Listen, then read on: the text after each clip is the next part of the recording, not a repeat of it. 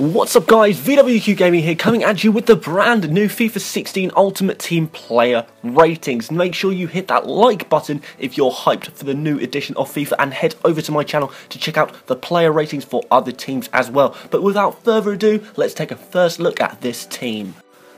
Now, the most interesting thing of the Liverpool upgrades is this one, Coutinho. He is now their star player at 84. He was an 81 at the beginning of last season, of course. He stayed the 81 throughout, and he's now a massive 84, making him a top player in the Barclays Premier League. And I think this is going to be a really awesome card to have. I think he was actually probably Liverpool's best player last season, and arguably their only good player, but that's a debate for another time.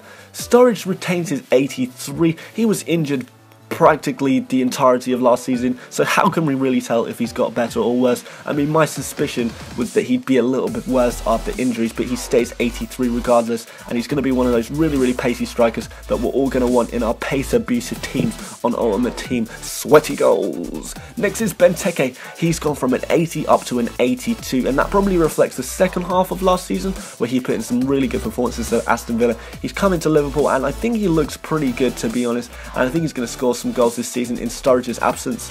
Firmino has an 82 this year. He was an 81 last year for Hoffenheim, and I think 82 probably will reflect just how good he was last season. I'm not sure how he's going to perform in the Premier League, but that's still to come. Still going to be an awesome card in Ultimate Team. Sacco stays 81 for about the 8th year in a row by the looks of things.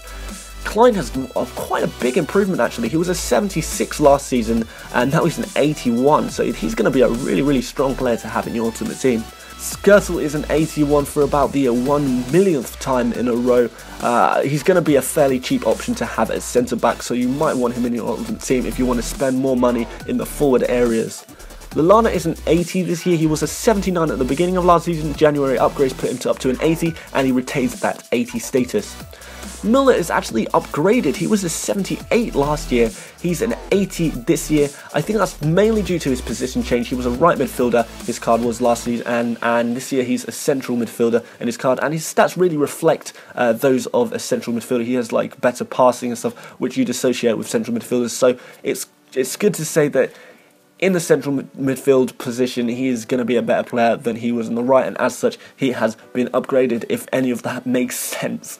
Moreno is up to a 79 this season. He was a 78 at the beginning of last season, and I think he had a fairly decent season, so this isn't too surprising. Henderson is a 79, he hasn't changed at all, and considering he's on the front cover of FIFA, I'm not surprised they haven't. I would have thought that they put him up to like something ridiculous, maybe an 85 or something, but he's a fairly average player, and I don't even know how he's managed to swindle his way onto the front page of FIFA. I mean, what's going on there? I mean, we voted for that apparently, so, you know, shame on us all. I mean, I certainly didn't, and I hope none of you guys did either, but that's the situation there. Lovren is a 79, he didn't have a great season last season, he didn't look so good, so he's still a 79. Lucas, no change again, another fairly boring player, he's a 79 again. Mignolet has gone from an 82 down to a 78. Now, I actually think this is really harsh, because particularly in the second half of last season, he had a ridiculously good goalkeeping record, and he's somehow been downgraded to a 78. I would have personally kept him at around an 82, and I think he's going to prove to FIFA and prove to us all that he deserves much more than a 78 rating, and hopefully in January he'll be upgraded to reflect that. Torre is a 78 this year. He was a 78 last season. I think he was a 77 the year before, something around that. He doesn't seem to be changing much at all, which is quite good as he's so bloody old. You would have thought that he'd be downgraded a little bit by now. Enrique has somehow managed to stay at a 77. He can't even get into the Liverpool team, and yet they're somehow managing to rating him a 77. This guy should have been massively downgraded. I'd even put him into silvers, maybe a 74, maybe a 75 actually, or maybe I was being a bit harsh. Joe Allen is a 77, a fairly average player. Divock Origi has gone up from a 75 to a 76. Now, last season, apparently he didn't have such a great go at Lille. Certainly not as good as the season before, but he's shown consistency that he's not such a bad player, and he's so young that you can say that 76, 75 is probably about right for him. Danny Ings is a gold player now. He was a 71 last season, making him a silver. He is now at the bottom bracket of the gold players, so a significant improvement for him of +4.